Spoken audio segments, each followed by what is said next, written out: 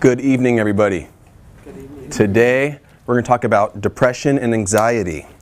And we're not talking about, when we deal with a, traumatizing event and we'll get shaken up a little bit. Everyone goes through these brief, small periods of, feeling down. We're not talking about that. That's normal if it happens every once in a while, especially due to certain circumstances in our life. But we're going to actually talk about, clinical depression and clinical anxiety. And when we're talking about it, we got to first define these two terms. And when you're looking at depression, obviously it's having a, depressed, a sad, empty feeling, loss of interest or pleasure. But the key here is for 2 or more weeks. And also, too, you have to have at least 4 of the following symptoms to be truly have depression disorder. And those symptoms are any one of these, either sleeping too much or not sleeping at all. Either you're having a, diminished interest in activities that you usually find interest in. You're going to have feelings of guilt, worthlessness, not only a loss of energy and having fatigue, but your appetite's messed up. You're either eating too much or eating too little. You're losing the ability to concentrate. Anxiety. You're either anxiety and anxious, or you're super slow. And you're just kind of having these, having a lot of, your thought process is a lot slower and depressed. Also, too, recurrent thoughts of suicide. So any 4 of any of those, plus the top one, you have depression. And anxiety, you're going to find out it's very similar. Anxiety disorder, you're talking about restlessness, feeling wound up, easily fatigued, but also too having difficulty concentrating. I mean, if you met anyone with anxiety, they can't concentrate at all. Give them a book and it's like, okay, that's not going to happen. Okay, muscle tension, they're very irritable, difficulty controlling the worry, they're always worrying about something. And I like this quote here. Kind of sums up both of the terms here. If you are depressed, you are living in the past. If you are anxious, you are living in the future. If you are at peace, you are living in the present. And that it's a good one because it really kind of hits home with a lot of people there. And when we're talking about this, is there even a problem going on with depression and anxiety? True depression and true anxiety. And let's look at the stats here, because depression alone worldwide affecting 350 million people. True depression. In the US alone, 15.7 million people 18 or older. So that's a significant amount. 1 in 10 Americans are clinically diagnosed, but again, clinically diagnosed, that severely underestimates the problem, because so many people have this that don't go to a doctor and get clinically diagnosed. So it's hard to measure those in proper stats. And you're looking, this is probably the stat that pisses me off the most, 254 million prescriptions for antidepressants in 2010 alone. Now that's crazy, and it makes it the second most prescribed class of medication behind what? Anyone know? Cholesterol lowering drugs, which is another crock of BS, but that was in my cholesterol talk, okay? So that we'll go through that another day. Now, anxiety is the most common mental illness in the United States. 40 million Americans 18 or over have it, and you're talking about 18% clinically diagnosed. Estimates rank it probably around more like 30% of the population, because again, clinically diagnosed and the people that have it are a different number. And so 15.7 million Americans depression, 40 million with anxiety. And so let's look at the similarities. They both involve nervousness, irritability, problems sleeping, concentrating. It happens nearly twice as much in women. Half diagnosed with depression, in fact, are also diagnosed with anxiety. So a lot of times you're going to see in this talk that we're going to be kind of blending these two together because they're so similar and they also come from similar mechanisms. And again, when you're looking at this massive, 240 plus million medications being prescribed out, there's overwhelming evidence that these things are no better than a placebo. So when people take this drug, they feel like it's going to work, and it works. But they could do that with a sugar pill. When they feel like something's going to work, the placebo effect is very strong. And this evidence that we're going to share with you today, it's going to show you just that. Now, causes, because we got to find out what's causing this whole thing, and we're going to talk about the science, what the science actually says, but what does the pharmaceutical companies think that causes it? They think it's a chemical imbalance in the brain. And so what do they want to do? They want to prescribe drugs to correct that chemical imbalance. So it's perfect strategy for the pharmaceutical industries. But there's no science supports this.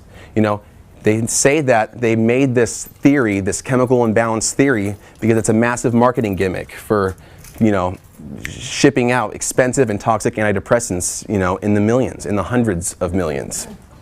You're talking, Xanax, Lexapro. There's so many different antidepressants out there. And this is the theory they went along with. When you look at this figure, these two knobs are like one nerve communicating with another nerve. Those little red dots there is serotonin. And serotonin's like your mood enhancer hormone. It's your feel-good hormone. Serotonin's the big one here. And so what they do is, their theory is they're going to give you a drug that blocks the reuptake. So if you look at the figure at the right and you see a lot more red dots, that's what these antidepressants do. The problem is that there's never been any science supporting that it was due to low serotonin in the first place. And that's what we're going to talk about, because this theory is incorrect. Yeah, it's a good theory, but it's not proven. And so what is proven? In 1983, and this is 33 years ago, the National Institute of Mental Health, they came out with this saying, and they looked at a systemic analysis of all the research. There is no evidence that there is anything wrong in the serotonergic system of depressed patients. They're saying that there's no evidence that it's due to low serotonin. And so then, that was in 83. But the pharmaceutical industry just went in the opposite path, and they took off with it. But obviously, if they can sell 200 to 300 million antidepressants a year, it's a good marketing strategy. But then further research in 2009 said again, there's no evidence of this low serotonin theory. Now, instead of finding out, theories of causes, we're going to talk about two major ones that science is based on that we can both apply strategies to implement immediately. Sound good to you guys? Okay, so the two proven causes is, one, a low amount of something called neurotrophic factors. And the second one is chronic inflammation. And we're going to go over each one of these in detail. Because what they found out is that these neurotrophic factors, it's a family of these proteins that support, growth, survival, differentiation of brain cells. It's responsible for normal brain functioning. And in fact, these neurotrophic factors are necessary for neuroplasticity to take place. Now, I know there's a lot of terms here. Neuroplasticity is the making of brand new brain cells. And we can easily do that, but you have to have neurotrophic factors in place in order there. So, you need neurotrophic factors to have neuroplasticity, to have normal functioning. They found out that, so again, neurotrophic factors are a family of proteins. The number one protein, the number one neurotrophic factor involved in depression is something called BDNF, brain-derived neurotrophic factor. It's the main driver. It actually activates brain stem cells so you can make more and more new brain cells and have normal brain functioning. And we all know what growth hormone does in the body. It's responsible for healing, growth, and repair, for longevity, anti-aging, for keeping things new and fresh. Well, BDNF is your growth hormone for your brain. Very, very important. Vital role in memory. Now, the kicker is that in depression or any other degenerative brain disorder and anxiety, they have critically low levels of BDNF. Now, that's proven, okay? And so what happens is that BDNF, if it's responsible for neuroplasticity, for making new brain cells, if you have critically low levels, you're actually going to have brain shrinkage. And BDNF is especially located in the areas of the brain that regenerate the most. One of those areas, probably the most important, is the hippocampus. The hippocampus is located deep in the temporal lobes of the brain. And that's what's responsible for learning, memory, in this talk, mood regulation. Okay, so again, if we have critically low levels of BDNF, we're actually going to have shrinkage of the hippocampus, which has to do with mood regulation. And so that's the whole driver here. So if we know that increasing this substance, increasing BDNF, can delay and reverse any decrease in brain function, any neurodegenerative disorder, the question now becomes, what can we do to increase BDNF, the very important substance? And there's three things. Number one, like I've talked about almost every single talk, is intermittent fasting. Science shows up to 400% increase in BDNF from applying intermittent fasting to your lifestyle. Number two, high intensity exercise. And again, I did a talk on this on YouTube. You can check it out. High intensity exercise, specifically what I've drawn out for you guys, is how you increase this substance. And more what we're going to talk about today is probably the only food source you can find is curcumin. And curcumin is the main active ingredient in turmeric. So turmeric is actually proven to increase BDNF. Now, when they did studies on turmeric, they compared one group taking turmeric, another taking, the main antidepressant Prozac. The exact same effectiveness. Exactly the same. So you're not seeing any benefits over the other, but do you think doctors are saying, all right, go ahead and take a tablespoon of turmeric a day and get out of my office?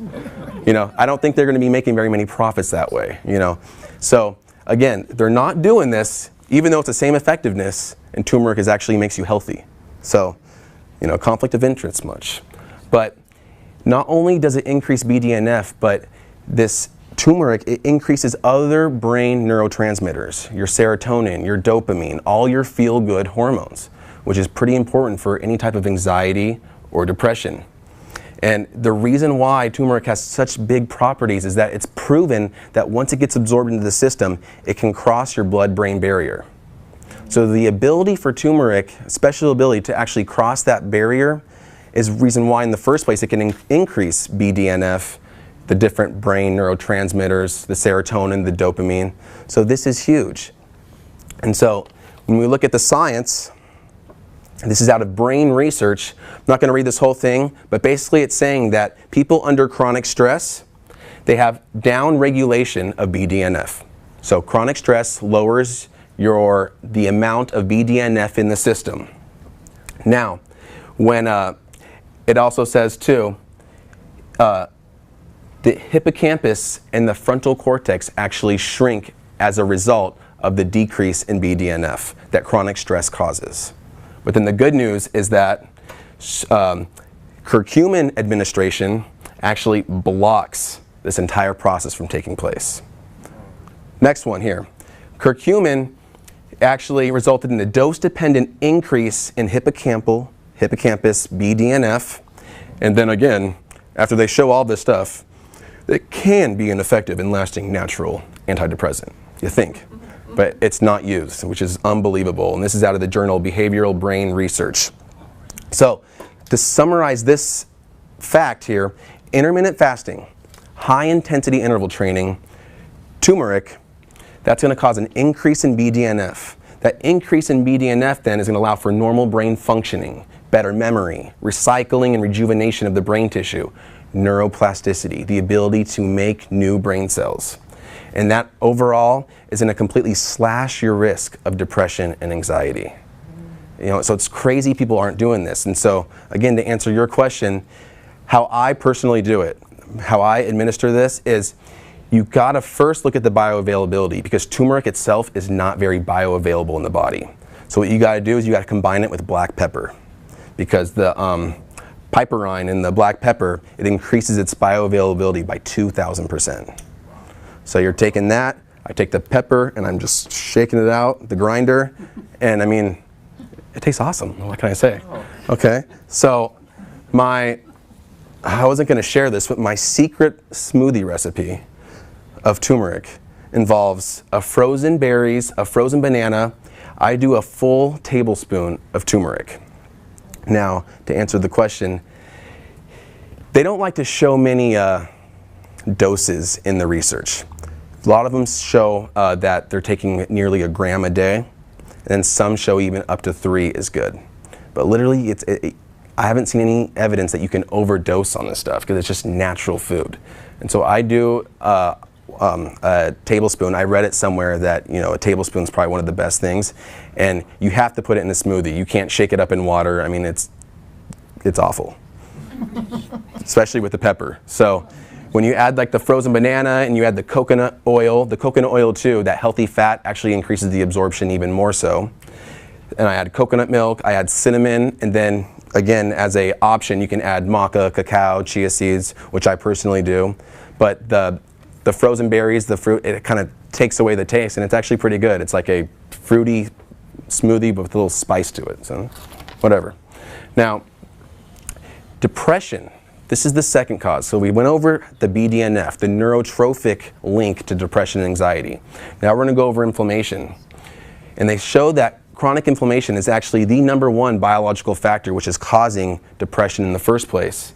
And so when they took a look at people with clinical depression, they all found that they had elevated inflammatory cytokines, elevated inflammatory substances in the body, and they also had decreased cortisol sensitivity, which makes sense because cortisol is a stress hormone and it also has a huge anti-inflammatory effect. So if you're suffering with inflammation, you're going to have less sensitivity to that. So it can't work as well and utilize its anti-inflammatory benefits. All the depressed patients had these two things. So we know inflammation's at the root of this. And by the way, curcumin, turmeric, not only does it increase BDNF, but is one of the most potent anti-inflammatories around. So you're covering both aspects with just taking turmeric. Now, other inflammatory factors, and we're going over common stuff that we can apply right now. One of the main ones is vitamin D deficiency. And this research looked at subjects who had less than 20 nanograms per milliliter of vitamin D. Now I know that doesn't mean a lot to you guys, but you have to measure it yourself. You have to go and get your blood drawn and really know what you're dealing with here. Because ideally you want it between 50 and 70 nanograms per milliliter. That's like the ideal dose range. But anything under 20, which is actually quite common, you have 11 times more depression. And 11 times more depression, that's very, very significant. Now, also too, a unbalanced gut flora. When our gut is completely trashed, we're under chronic inflammation, we're going to be depressed, and we're going to be anxious. And the thing is, what gets produced in the gut even more so than in the brain? Serotonin. Serotonin actually is produced by your gut bacteria. The network of nerves and gut bacteria there in your gut make by far the most majority of your serotonin. So if our gut is messed up, we're not making adequate amounts of our healthy, feel-good hormones, again, contributing to anxiety, contributing to depression. And so here, sugar. Sugar suppresses, not only does it destroy your gut, but it actually blocks BDNF formation as well. So sugar, and we're talking excessive sugar here, but again, it facilitates the growth of your bad pathogenic microbes, and again, when you do that, you're losing your serotonin ability, which is your feel-good hormone in the first place. So obviously we got to replace our processed foods with whole foods, but they got to be organic, because if they're not organic, if they're GMO, it's going to have glyphosate. Glyphosate, not only is it a class 2 carcinogen, which means that we should probably avoid it anyway, it also destroys your gut microbiome. And if it destroys your gut microbiome, you're destroying your serotonin. Also too, it destroys tryptophan. It completely impairs amino acid synthesis. Tryptophan is your precursor to serotonin.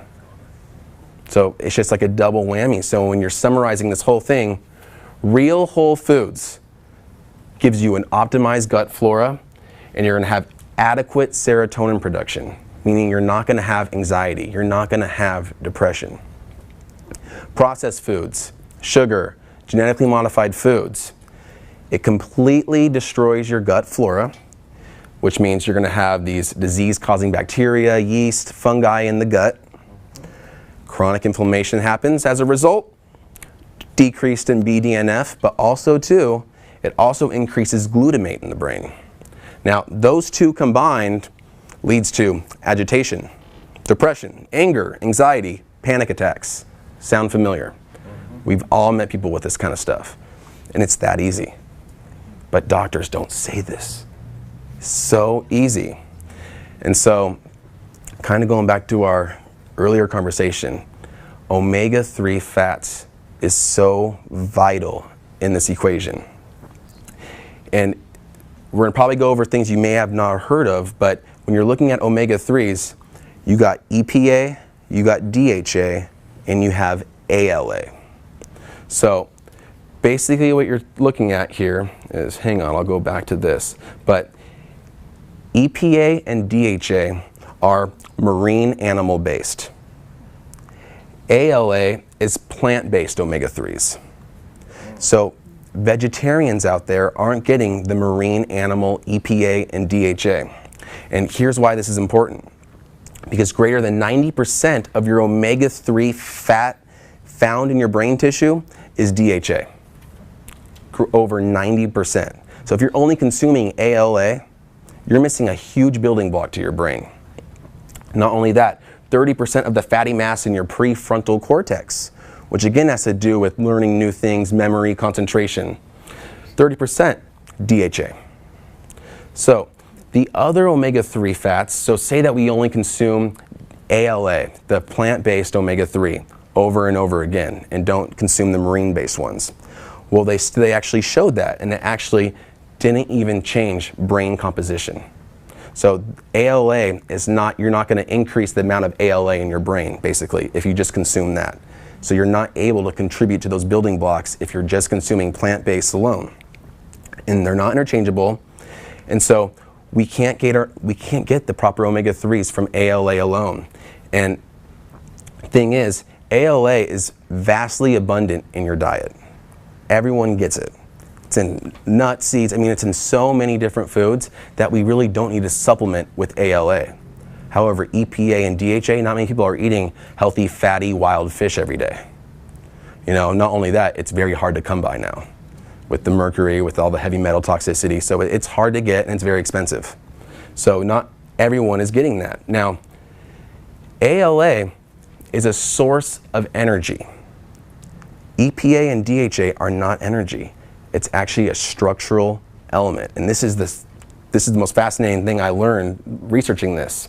There's a guy named Nils Holm, PhD and the leading scientist in omega-3 phospholipids. And what he did is he had different subjects consume EPA and DHA and different subjects consume ALA. And so you'd have them consume it, and then you would measure their blood level of those phospholipids after. And they found out that when you consume EPA and DHA, the blood levels stay high in that phospholipid for over 3 days. So I take it 3 days from now, it's still going to be high in those omega-3s. ALA, completely different. Less than 10 hours, fastly absorbed. And again, it's because ALA is an energy source where EPA and DHA, that time, that over 3 day period it's taking in your bloodstream, it's because your body's spending so much time distributing it, redistributing it to different areas of the brain, all your cell membranes, to make sure it's part of that structure. So it takes a while for it to distribute in these areas where we vastly use up the ALA. And so again, when you're looking at this, plant-based omega-3s, because we got to look at the structure. Why are these so different? You have 18 carbons in these. So they call these basically a short chain omega-3, where marine-based are between 20 and 22 carbons. They're long chains. And this is kind of the structure. You can see the top two are the longer ones, the marine-based omega-3s. The lower one is the ALA, the plant-based. And so when you have a change in structure like that, you're going to have a completely change in function. And yes, it is true. Some people, especially like vegetarians and others, they're going to say, well, can't you convert your ALA into EPA and DHA? And that's actually true. There is a chemical reaction in your body where ALA can get converted to your main healthy ones that we need. However, it's only about 0.1 to 0.5% that's actually converted, because the enzyme that does that is extremely impaired. And so that's not nearly enough to really even do anything. So we gotta get it from fish base. I mean, literally, our hunter-gatherers, they were always getting wild-caught fish. You know, it's hard to get now, but it doesn't mean it's less important. And so, when you're talking about the dosage of this kind of stuff, Heart Health, they recommend up to 1,000 milligrams per day of EPA and DHA. If we have high triglycerides, they've showed 2,000 to 3,000 milligrams per day. For depression, they've done studies all the way as low as 200, which I wouldn't recommend, to all the way up to as 2,500 milligrams per day. So again, it's hard to find people with just recommending just a straight dose. I would personally recommend more towards the higher end because you really can't overdo it on omega-3s, but again, this is what the science shows and this is what the research is on. And different supplementation for depression, for anxiety, I personally don't recommend any of these. However, if you're on an antidepressant, I think this could be a good strategy in getting off your antidepressants temporarily and then go on more of the natural stuff. But you're talking like things like SAMe, which is an amino acid derivative. That's been proven to help with depression. 5-HTP, which is a serotonin precursor. I'm just not a fan of giving your body these artificial chemicals to make new chemicals. Even though it's still better than pharmaceuticals, I still am just not a big fan of long-term use of this kind of stuff. St. John's wort, vitamin B12 is great, especially if you're vegetarian, it's a must, because that's only found in meat sources. So this is huge. And so when you're summarizing everything, number one thing, we gotta look at our diet. You gotta avoid GMOs, excessive grains, processed foods. We gotta consume more whole foods. Brain health, you gotta have healthy fats. Your brain is over 90% fat. You gotta give it the healthy fats it needs. DHA is the big one there. Omega-3 fats, and that's gonna be wild fish. Krill is excellent. Vitamin D, aim to have your blood level at 50 to 70 nanograms per milliliter. Your gut health, not only do you gotta have fermented foods, probiotics, but you gotta have a healthy nerve supply to the gut. Vital. Because those both things, again, the gut microbes make the serotonin, but it all has to do with the network of nerves connecting the brain and the gut to actually increase the brain neurotransmitter as well, the serotonin. Exercise, high intensity interval training. If you haven't seen that talk, watch it and apply it. It's easy, anyone can do it. You can do it with a walking regimen. So watch that talk, it's another way to increase BDNF. And you also gotta address your stress, because stress lowers BDNF and chronic, exactly. And again, with the brain health, I mean, with the omega-3s, they even did studies on Harvard medical students, and they gave them omega-3s versus half the Harvard medical students, giving them a placebo, just so kind of like a water pill. They fared so much better with their anxiety and everything, plus a whole lot less inflammation. And there's tons of studies out there like this. So this stuff really is big time. But a lot of times they're either taking too little of a dose or they're not taking it at all. Or their omega-6s compared to the omega-3s are just way too high. And that means that if omega-6s are inflammatory and omega-3s are anti-inflammatory, if you consume way too much omega-6s, it's gonna ruin the effect. So it's all about that ratio. And the last thing I want to leave you guys tonight is that chiropractic adjustments, they not only affect your brain health and your gut health, but they also radically reduce the stress response. So chiropractic in all of this plays a huge vital role. And that's what I got for you guys today. I have a ton of references on here, so feel free to check any of those out. It'll be on the YouTube channel. Thanks for coming out. Thank you. Yeah. What do you consider intermittent fasting? Intermittent fasting is, they've done studies on continuous fasting, for days on end, 3 or more days, and they found out that that was the only lifestyle intervention that increased lifespan. Now, they did recent research that intermittent fasting actually has very similar benefits. And intermittent fasting is where you restrict your eating window each day. So you're basically, instead of eating around the clock once you wake up till when you go to bed, you're restricting your eating window to 8 hours or less, is usually the most common way of doing it. but it's basically not eating all around the clock. So overnight? What? Overnight? Well, overnight, everyone doesn't sleep overnight. I mean, everyone doesn't eat overnight, but that's 8 hours of your fasting period. But you also got to add another 8 hours. Yeah. So what I recommend is skipping breakfast. I know what you're thinking. Breakfast is the most important meal of the day. Exactly. Oh my gosh. No, it's not. No. In fact, if you look at where that started from, in 1800s, I think it was like mid or late 1800s, they actually show it. If you even go to like QuakerOatmeal.com and you look at their timeline of their existence, in like 18-something shows the mass advertising campaign for making breakfast the most important meal of the day. And guess what? General Mills, everyone took off with it, and everyone was selling breakfast cereals, and everything was hunky-dory. Yeah, but there's no. I mean, did our ancestors wake up and have a big old breakfast of pancakes when they woke up? Is it true that the body can only heal on an empty stomach? Yes, and I'll tell you why. When you're sick, is our appetite up or down? Down. Yeah, but what do? We try to force feed ourselves, right? But does our body make mistakes? No. Reason why we don't have appetite is because our body's healing itself. You know, but I just remember when I was sick, my mom would force feed me like cinnamon sugar toast and stuff, you know, and like that's like the worst possible thing you could absolutely do. So it's like really like listen to your body. You know, your body isn't lying to you. But that's exactly why when we're sick, we have no appetite.